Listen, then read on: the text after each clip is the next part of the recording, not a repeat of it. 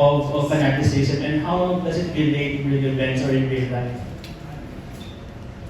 Yeah, yun yung maganda sa horror na since kaya mong mag-access ng wider audience, mas madali siguro in a way parang i-smuggle yung mga themes na you would normally see sa mga mas, I guess, heavier drama. I mean, ako naman nag-start ako, diba, with Cinemalaya, nag-start ako with very personal, parang independent features na mas heavier yung, I guess, yung commentary. But I guess yung opportunity dito is making a bit more mainstream movies is may opportunity na hindi ka lang nagpipreach sa choir, diba? Like, you can reach a bigger audience.